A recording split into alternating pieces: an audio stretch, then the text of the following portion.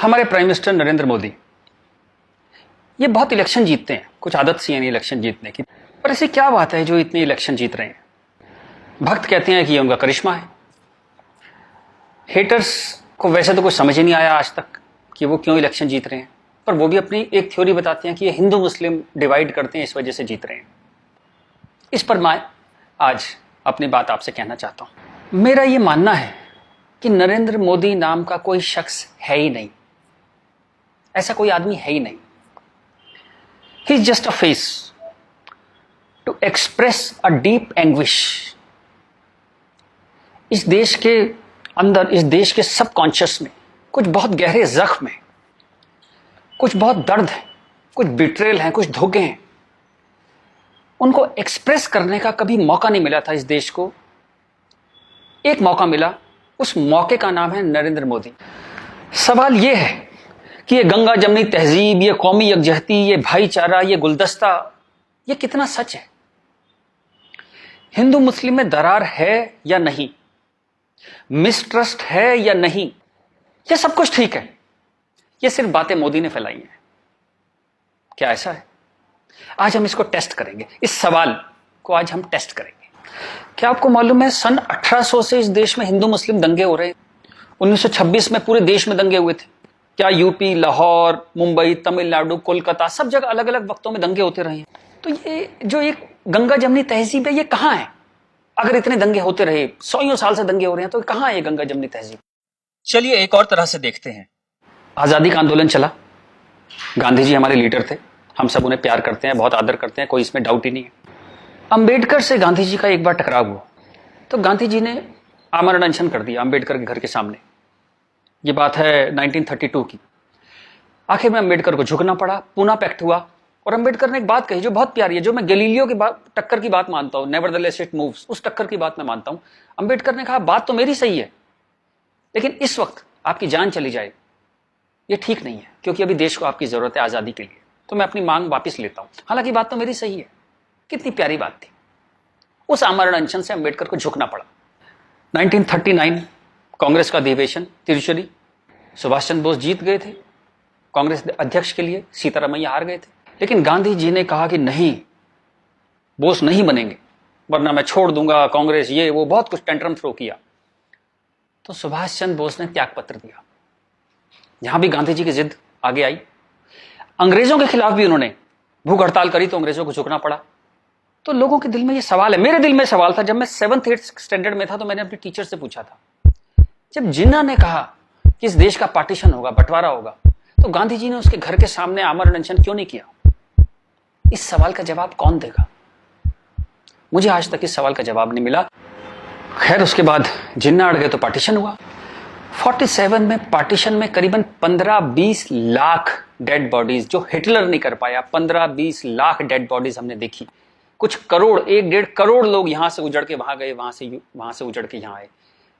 पूरी human history में इससे ज्यादा डेंजरस, इससे ज्यादा खतरनाक चीज कुछ नहीं हुई।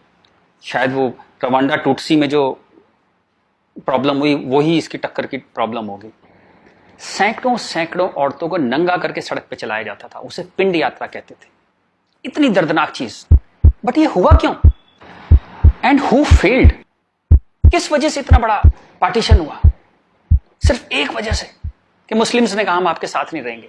और आप बकवास आज भी करे जा रहे हो गंगा जमनी तहजीब की, कौमी यकजहती की। 20 लाख लाशें गिर गई, आप अभी भी सच का सामना नहीं करोगे? उसके बाद जो पार्टीशन से लोग आए, यहां बहुत सारे शहरों में रहे, और अगले 20, 25, 30 साल बड़ी गरीबी में रहे। ना उनके पास पैसे थे, ना कैंप बोल दिया जाता था, वहां कैंप में रहते थे। बहुत तकलीफों से उन्होंने 20-30 साल बिताए। अब तो वो लोग नहीं है, गुजर गए, लेकिन उनकी वो दर्द की, वो जो रोंगटे खड़े कर देने वाली उनकी कहानियां थी, वो कहानियां जिंदा है। वो लोग जिंदा नहीं है, पर वो कहानियां जिंदा है। और याद रखिएगा, कहानियां अपने हीरो से, अपने कैरेक्टर से ज्यादा उम्र रखती हैं। जीसस चले गए, कहानियां हैं। राम चले गए, कृष्ण चले गए, उनकी कहानियां चलती हैं हजारों सालों से। तो वो लोग चले गए, पर वो कहानियां इस देश के सबकॉन्शियस में चली गई हैं। कलेक्टिव सबकॉन्शियस में वो कहानियां हैं। इसलिए जो आप हेट्रेड देखते हैं हिंदू मुस्लिम की, वो बड़ी एब्स्ट्रैक्ट सी हेट्रेड है। उसकी कोई शेप नहीं है, आप मालूम भी नहीं पड़ता किस वजह से है, किस चीज के लिए, पर वो है। फिर आजादी हो गई, सरकार बन गई, कॉन्स्टिट्यूशन आ गया। उसके बाद फिर अजीब अजीब सी चीजें होने लगी इस देश में। शरिया की बातें होने लगी, 4 शादियां कर सकते हैं, हां कर सकते हैं। शाहबानो आती थी तो पूरा पार्लियामेंट उल्टा लटक जाता था सुप्रीम कोर्ट को दबाने के लिए। ये कुछ अजीब अजीब सी चीजें होने लगी इस देश में। तो कभी ये क्यों नहीं कहा गया कि हाँ, हम शरिया पूरी तरह लागू करेंगे, हिंदू चोर जेल में जाएगा, मुसलमान चोर के हाथ काट दिए जाएंगे, क्योंकि शरिया में ऐसा कहा गया है। ये कभी कहा ही नहीं गया किसी प्लेटफॉर्म पर, लोगों के दिल में था। अब इस सवाल को दबाया कैसे गया? कांग्रेस के हाथ में ताकत आई। अब उसे इस बात से बचना था कि पार्टीशन हमारी वजह से हुआ, हम लोग फेल हो गए। तो उन्होंने सारे टेक्स्ट बुक अपने हिसाब से लेके सारे यूनिवर्सिटीज के वाइस चांसलर्स और ये एनसीईआरटी, सीबीएसई सबके हेड्स उन्होंने अपने आदमी भर्ती करने शुरू किए। उन्हीं लोगों को पद्मश्री देना शुरू किया, उन्हीं लोगों को तमाम मनसब और तमाम तरह की, वही चीफ गेस्ट बनते थे जलसों में। सारी टेक्स्ट बुक वैसी छपने लगी, जहां बस यही बताया जाता था कि दे दिया हमें आजादी, बिना खड़क बिना ढाल। और वो जवाहरलाल नेहरू या फूल लगाते थे और उस बच्चे उन्हें चाचा नेहरू कहते थे। लाइसेंस राज था, सारा प्रेस उन्होंने कंट्रोल किया। और खुद वो बड़े मजे से रोजा इफ्तार की पार्टियों में जाते थे। वो पार्टियां जहां ये बताया जाता था कि कोई मिसट्रस्ट नहीं है इन दोनों कौमों के बीच में, बढ़िया दावतें खा रहे थे, रोजा इफ्तार कर रहे थे। कांग्रेस बिकेम अ मछली मार पार्टी। उन्होंने मुस्लिम वोटों की फिशिंग स्टार्ट कर दी, यहां से फिशिंग स्टार्ट हुई। और अगेन वही बात, कैरेट, एक बार जब बात समझ में आ गई तो फिर जितने नए नए लीडर आने लगे, लालू, मुलायम and so on, Mamata Banerjee, सब वही फिशिंग में लग गए। मैं एक बड़ा इंटरेस्टिंग एक अपना परसेप्शन देना चाहता हूं आपको। ब्रिटिशर्स जो 47 में इंडिया छोड़ के चले गए, मान लीजिए आजादी के बाद वो यहीं रह जाते, मान लीजिए जैसे साउथ अफ्रीका में हुआ। वहां से जब अंग्रेज छोड़ के गए तो सारे अंग्रेज छोड़ के नहीं गए, बहुत सारे अंग्रेज वहीं रह गए अफ्रीका में। आप उनकी क्रिकेट टीम देखते हैं ना, सारे उनके ग्रीम स्मिथ और पोलक और सब उनके एबीडी, सारे उनके प्लेयर्स जो हैं, जो नेशनल हीरोज हैं, वो वाइट हैं। एक दो रबाडा वगैरह, रबाडा और वो सब खेल लेते हैं, बट मोस्टली वाइट्स खेलते हैं। अंग्रेज वहां से छोड़ के नहीं गए, वहीं रह गए। खैर, नेल्सन मंडेला ने उनको इतना खूबसूरती से हैंडल किया कि उस देश में भी वरना पार्टीशन होता और ऐसा ही खून बहता, पर वो इतने ही स्मार्टली उन्होंने हैंडल किया। वो एक अलग कहानी है, पढ़िएगा उसके बारे में। इस दुनिया की सबसे इंस्पायरिंग कहानियों में से है जो मंडेला ने किया। Great great guy. खैर, अगर यहां ऐसा होता कि ब्रिटिशर्स यहां रह जाते, तो मैं आपको मेरा ये एक आकलन है, तो 20-30 साल बाद एक पॉलिटिकल पार्टी पैदा होती जो उनके वोट की फिशिंग करती, और हमें ये समझाया जाता कि हिंदुस्तानी और ब्रिटिशर्स में कभी कोई झंझट था ही नहीं। They were friends, they were happy. हम मिलके होली, दिवाली, ईद मनाया करते थे। और ये जनरल डायर, ये तो आप झूठी बातें हैं, जलियांवाला बाग में गोली चला दी जनरल डायर ने, ये सब एग्जेजरेशन है, राइट विंगर्स ने पैदा किया है। अगर अंग्रेजों के भी वोट यहां पे होते तो ये झूठ चलता रहा और Hindus got sick of it. पर कहने का कोई रास्ता नहीं था, कोई आउटलेट नहीं था इस बात को कहने का, कोई ऐसा चेहरा नहीं था वो जिसके साथ वो बात कहते कि वो एम्पैथी से हमारी बात सुनेगा। अब यहां मैं थोड़ी सी डिटूर लेना चाहता हूं। कांग्रेस ने इस देश की बहुत सेवा की है। अगर इतनी मॉडर्न आउटलुक के नेहरू जी ना होते तो देश यहां तक ना पहुंचता। उतनी भयंकर गरीबी में जब दंगे भी थे, वॉर भी थे, नेहरू जी ने इसरो के बारे में सोचा, एटॉमिक पावर के बारे में सोचा, आईआईटीज के बारे में सोचा। Great guy. जो उनकी अच्छाइयां वो अच्छाइयां हैं, बट इसी के साथ जो गलतियां भी उन्होंने बहुत बड़ी करी। एक इतनी बड़ी चीज को, एलिफेंट इन द रूम जिसको बोलते हैं, डायनासोर आपके सामने खड़ा था, आप उसे एड्रेस, उसका सॉल्यूशन नहीं निकाल पाए। कम से कम हाँ तो कहते डायनासोर खड़ा है। और झूठ ऐसे ऐसे चलाए, जैसे कश्मीर के बारे में झूठ चलाया। 370 का तो कुछ हो नहीं सकता भाई। महाराजा हरि सिंह ने यही शर्त पे विलय किया था कश्मीर का, क्योंकि 370 उन्होंने तब किया, तो कुछ हो ही नहीं सकता इसका। अब पता लगा ये झूठ है, महाराजा हरि सिंह ने ऐसा कुछ साइन ही नहीं किया था। ये तो दलाल टाइप के लोगों ने 1.5 साल बाद, 1.25 साल बाद लाए 370, और अंबेडकर ने साफ साफ मना किया कि नहीं है ये 370 नहीं लगाऊंगा, इतनी खराब है ये। फिर भी लगा दिया आपने, जबरदस्ती ठोक दिया आपने। अब मैं अपनी बात पे वापस आता हूं कि नरेंद्र मोदी कोई आदमी है ही नहीं, ये वो खूंटी है जिसपे इस पूरे देश ने अपना ये जो बरसों का गुस्सा है, 50 साल का नहीं, 150-200 सालों का गुस्सा टांगना शुरू कर दिया उस खूंटी पे। डिस्कशंस स्टार्टेड हैपनिंग, गुस्से को एक जगह मिली, एंगर फाउंड अ वेंट। चलिए एक और बात करते हैं। मेरा मानना है कि हम लोग एक एहसान फरामोश कौम है। जी बिल्कुल ठीक सुना आपने, हम एहसान फरामोश लोग हैं। गुरु अर्जुन देव, गुरु तेग बहादुर, बंदा बहादुर, भाई मती दास, हकीकत राय, गुरु गोविंद सिंह, आपने नाम सुने, सिख गुरुज, उनके साथी। जब हिंदू कौम इस्लामिक रूलर से बहुत परेशान थी, फोर्स कन्वर्जन हो रहे थे, बहुत जुल्म हो रहे थे, जजिया वजिया बहुत चीजें थी, तो इन्होंने हिंदुओं को बचाने के लिए ये सब कुर्बानियां दी। किस गुरु को जिंदा जला दिया गया, किसको गरम तवे पे भून दिया। बात समझ रहे हैं आप? जैसे सब्जी बनाते हैं आप, गरम तवे पे जिंदा भून दिया। किसको आरे में से बीच में से काट दिया, किसको रुई से बांध के जला दिया, किसके बच्चों को दीवार में चिनवा दिया, किसके बच्चों के दिल निकाल के बाप के मुंह में ठूस दिए। ये सब कहानियां हमने पढ़ी। इनकी कविताएं हम स्टेज पे गाया करते थे जब हम छोटे थे। हकीकत हूं, हकीकत को हकीकत जब बताऊंगा, हूं एक लाखों को हकीकत मैं बनाऊंगा। इस सारे जुल्म को सहकर हिंदुओं में से एक वॉरियर कौम पैदा हुई, खालसा। पर आजादी के बाद टेक्स्ट बुक, कांग्रेसियां टेक्स्ट बुक थी सारी, इरफान हबीब, रोमिला थापर, इन सब ने हमें हिस्ट्री पढ़ानी शुरू करी और ये कहा गया कि भाई हम बड़े सेकुलर हैं, सेकुलर रहो और प्रोग्रेसिव बातें करो। अगर आपने ये सब बातें करी तो बड़े आप कम्युनल कहलाओगे। तो हम बड़े कंफ्यूज से हो गए कि क्या करें। तो कुछ समझ नहीं आया तो हमने सिखों पे जोक बनाने शुरू कर दिए। कल्पना कीजिए, हिंदुओं में से उठी हुई एक कौम जिसने इतने बलिदान दिए, आज हम उसके ऊपर चुटकुले बनाते हैं। बजाय उस कौम को सिर पे बिठाने के हम उस पर चुटकुले बनाने लगे। चलिए, ये वक्त भी देखा इस देश ने। यहां से प्रॉब्लम शुरू हुई। जिन मुस्लिम रूलर्स के हाथों, जिससे पूरे लंबे वक्त में वो जो हमने तकलीफें सही, जैसे ब्रिटिशर्स के हाथों सही, ब्रिटिशर्स चले गए, उन मुस्लिम लोगों के हाथों जो हमने इतनी तकलीफें सही, उनको आजादी के बाद हम कुछ एड्रेस ही नहीं कर पाए और कंफ्यूज हो गए कि ये सब जुल्म हुए भी थे या नहीं थे। ये गुरुओं ने जो इतनी बलिदान दिए थे, जो इतने सैकड़ों सालों से ये जो गुरुद्वारे बने हुए हैं, ये सच्चे हैं कि नहीं है, या ये मोदी ने बना दिए जाके चुप चुप के 200-300 साल पहले मोदी ने बना दिए। अंदर ही अंदर एक कैंसर है, इस गुस्से का एक कैंसर है जो इस देश को खाए जा रहा था कई सौ साल से।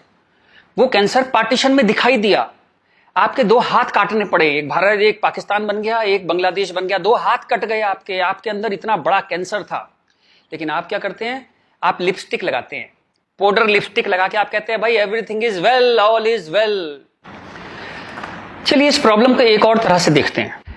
तो ये भारत, पाकिस्तान, बांग्लादेश तीनों को मिला दें तो करीबन 50 करोड़ मुस्लिम लोग हैं यहाँ पे रहते हैं। ये कहां से आए?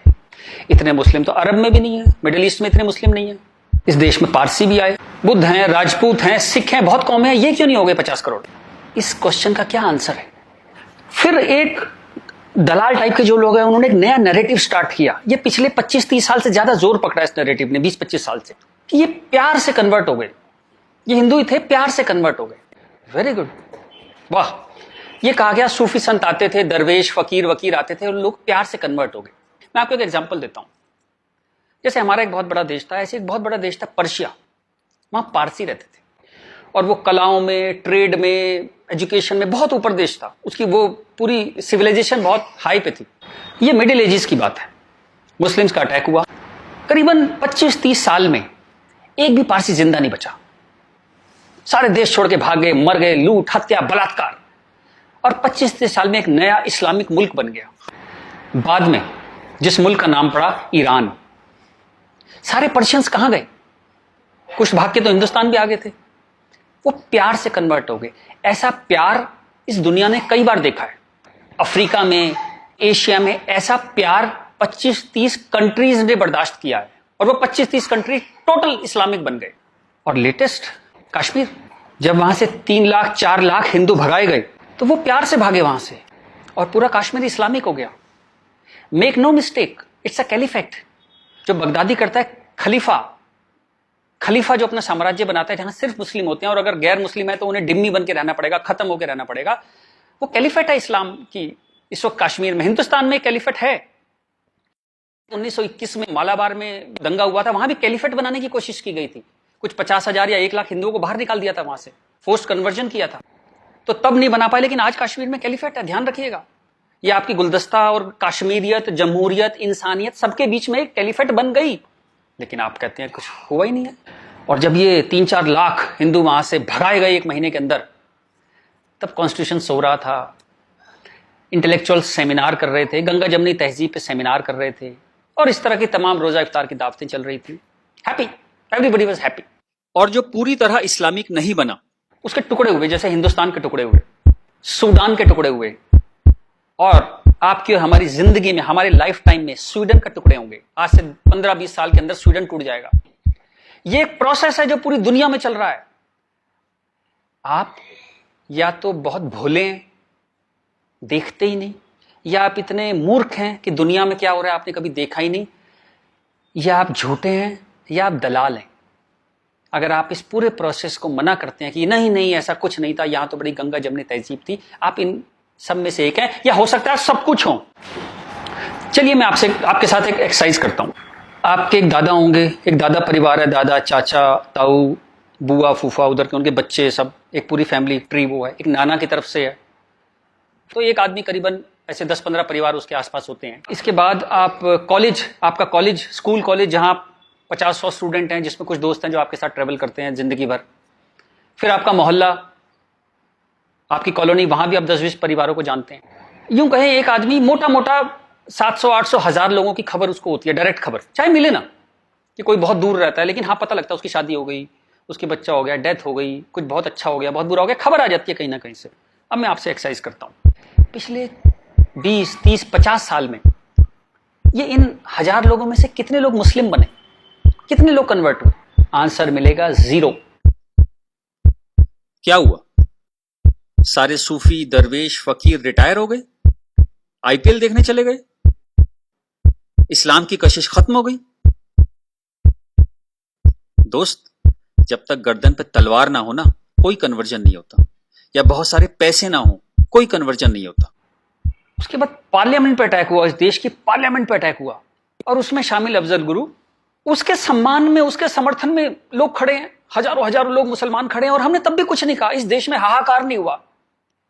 मुंबई में कुछ साल पहले आजाद मैदान में एक रैली हुई, किस लिए हुई? रोहिंग्याओं के समर्थन में। आपका क्या लेने देना रोहिंग्याओं के समर्थन में? और रैली के आखिर में क्या हुआ? जो शहीदों के लिए स्मारक बना है, फौजियों के लिए, शहीदों के लिए जो स्मारक बना है, उसको जूते मार मार के तोड़ दिया। इतनी नफरत आपके मन में इस देश के लिए, और कोई कुछ कहता ही नहीं, कोई कुछ कह ही नहीं पा रहा था। ये चल रहा था इस देश में। तो ये जो एक हेट है, ये इन दोनों कौमों में रही, और वो एक हेट, वो एक नफरत जो थी, वो कभी, it never became a past history, distant history, कभी नहीं हुआ। वो रोज रहा, कभी वो अफजल गुरु के रूप में आ गई, कभी वो क्रिकेट मैच के रूप में आ गई, कभी कश्मीर, कभी आजाद मैदान, वो हमेशा कभी ना कभी उसके न्यू एडिशंस आते रहते थे। एक और एक्सरसाइज करते हैं। आप मोटरसाइकिल चलाते हैं, कार चलाते हैं, साइकिल, स्कूटर कुछ चलाते होंगे। जब भी आप सड़क में जाते हैं तो थोड़ा संभल के चलते हैं, लेकिन आपके शहर के जो मुस्लिम एरिया है, जब उसमें आप जाते हैं तो कुछ एक्स्ट्रा संभल के चलते हैं कि नहीं? एक्स्ट्रा संभल के, कि अगर यहां लग गई तो एक्स्ट्रा पिटाई होगी। वो जो फियर है आपके अंदर, वो जो डर है, वो कमाल की चीज है, जिसको देश कहता है नहीं, एक सिस्टम कहता है नहीं, लेकिन आपके अंदर है, करोड़ों लोगों के अंदर है, 100 करोड़ लोगों के अंदर है वो डर। और एक आखिरी एक्सरसाइज, जब भी आपको कोई ज्ञान बांटता हुआ आदमी मिले, सेकुलर मिले, इंटेलेक्चुअल मिले, गंगा जमनी तहजीब वाला आदमी मिले, सब बराबर हैं, सब धर्म है, तो उसको कहिएगा चलिए एक पेज पे लिखते हैं, गीता, बाइबल, कुरान सब एक जैसे हैं, जीसस, राम, कृष्ण, पैगंबर मोहम्मद सब एक जैसे हैं, ना कोई छोटा ना कोई बड़ा, सब प्यारे इंसान है, सब बढ़िया हैं, सब बराबर हैं। एक पेज पे लिख के उसे बोली जरा 2-4 मुस्लिम से साइन करा के ला। ऐसी ची की आवाज आएगी उस इंटेलेक्चुअल की, आपके पास जिंदगी में दोबारा नहीं आएगा। वो एक मुसलमान के साइन नहीं करा सकता इस बात पे। ये सारा ड्रामा हमारे लिए है। ये तो जहां से मैंने बात शुरू करी थी कि ये जो गुस्सा है, ये कई 100 साल का गुस्सा है, जिसको वेंट नहीं मिला, कभी निकलने की जगह नहीं मिली। और ये जो बार बार दंगे होते हैं ना, ये उसकी EMI है। And coming back to the point, Modi कोई आदमी है ही नहीं, मोदी वो मौका है, और वो गारंटी है कि इस बार जब शाहबानो पार्लियामेंट में आएगी कि हलाला हो गया, कि 4 विवाह हो गया, कुछ हो गया, इस बार पार्लियामेंट ब्लैकमेल नहीं होगी। वो एक शख्स नहीं है, वो एक इमोशनल बाम है, एक इमोशनल मलहम है, जिसकी इस देश को कई 100 साल से जरूरत थी। और अगर आप सोचते हैं कि एक आदमी क्या कर सकता है, तो दोस्त, कैसे आकाश में सुराख नहीं हो सकता, एक पत्थर तो तबीयत से उछालो यारो।